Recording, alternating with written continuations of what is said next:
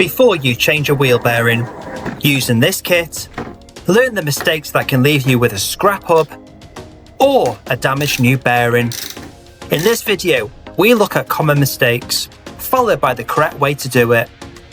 Let's start from the beginning. This kit doesn't have a tool to remove the hub face. Use a press piece or socket that matches the spindle's diameter and hammer it out. Then, use a seal puller to remove any grease seals. Mistake number 1. There's a retaining circlip buried in that grease. It looks like this and I forgot to remove it. Now, learn what happens when you leave the circlip in. To remove the bearing, select a cup, place a press piece on top, then insert the threaded rod and washer. This is what the bearing will be pulled into. From the other side, take the inner race and find a press piece that matches its diameter. Reinstall the inner race, followed by the press piece. Then, take the washer and a large nut from the box and fit it as shown. This is what will drive the bearing out into the cup. I positioned the spanner and ratchet and started winding the bearing out. It felt really tight, so I switched to a breaker bar. When I heard that crack, I assumed it was the bearing finally releasing and that it would get easier from there. It didn't, it only got tighter. This is where you should stop and check your work, but I continued. I needed more torque. Out came the long scaffold pipe. With extra leverage, I managed to get a few more turns. Eventually, it eased off and the bearing came out. But once it was out and I removed the bearing from the cup, that's when it hit me. I'd forgotten to remove the circlip. All of that force and the only thing I needed to do was just to remove that first. This hub is now scrap and it cost me $200. The bearing shouldn't slide in like this. You can see that the housing is bent with that gap. Now I'm going to demonstrate the correction on another hub. First, locate the circlip. A quick hit of brake cleaner to strip the grease away, expose it properly. Grab the pliers, ease it out the groove. Because it comes out from this side, that tells us the bearing has to come out the same way. The setup wasn't the issue, the assembly was correct. The retaining circlip, that was the problem. So, attempt number 2. Same configuration as before, I start winding it in. Then I hear it, a small knock. That's the sound of the bearing unseating. And instead of it getting tighter, it got easier. No breaker bar, no fight, just steady, even torque as the bearing pulled out evenly all the way out. The bearing doesn't just slide in like it did before.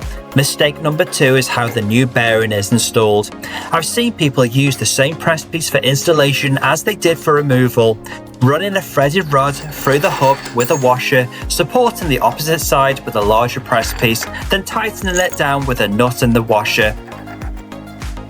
With the ratchet and spanner in position, we begin winding it in. You can see it pulling the bearing into the hub just fine, but because the force is being applied through the inner race, the load is transferred through the balls and dents the raceways, creating that failed wheel bearing noise. Another mistake I've seen is placing the press piece directly onto the bearing cage, where the balls are held. The cage is just plastic, so pressing it on can crush the cage itself and also damage the raceways, as mentioned earlier. The correct way is to use a press piece that only contacts the outside diameter of the bearing. If there's any chance the inner race might be touched, remove it and press without. From this kit, I found a press piece that definitely only contacts the outer race. There was nothing wrong with the general setup, just a press piece that was used.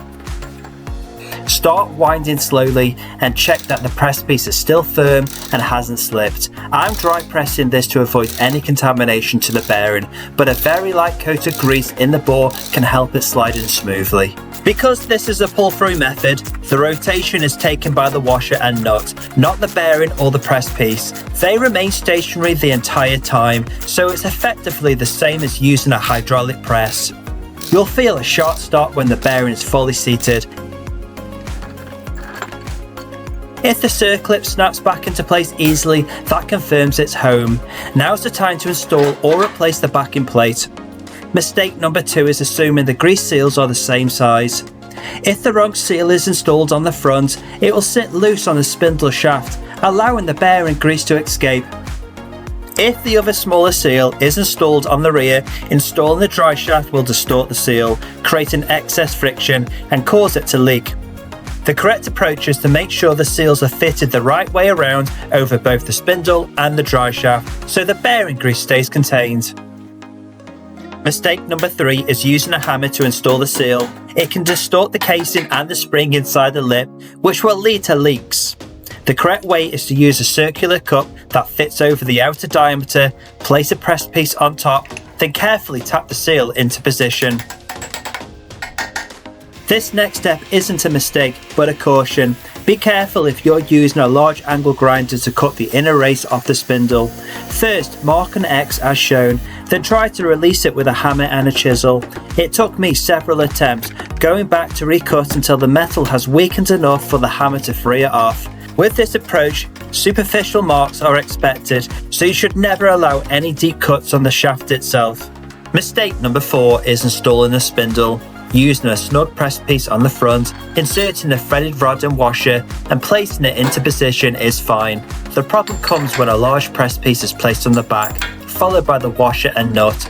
If we proceed with the spanner and ratchet and start winding, the spindle face only pulls on the front inner race, while the rear inner race gets forced outward. Let's see the damage this creates. As you can see, the shaft is pushing on the inner race, which in turn is forcing the balls into the raceway, creating dents as discussed earlier. As you can see, with only one inner race installed, the spindle is not secured. Some people try to fix this by installing the other inner race, threading the rod, adding the press piece, nut and washer, then tightening everything and winding it in with a spanner and ratchet until it's completely seated. What this is actually doing is pushing the bearing into the raceway on the other side, effectively destroying the bearing. The correct method uses the same setup on the front, but with a press piece that matches the inner race's diameter. Add the washer and nut, tighten, place the spanner and ratchet into position and wind it in properly.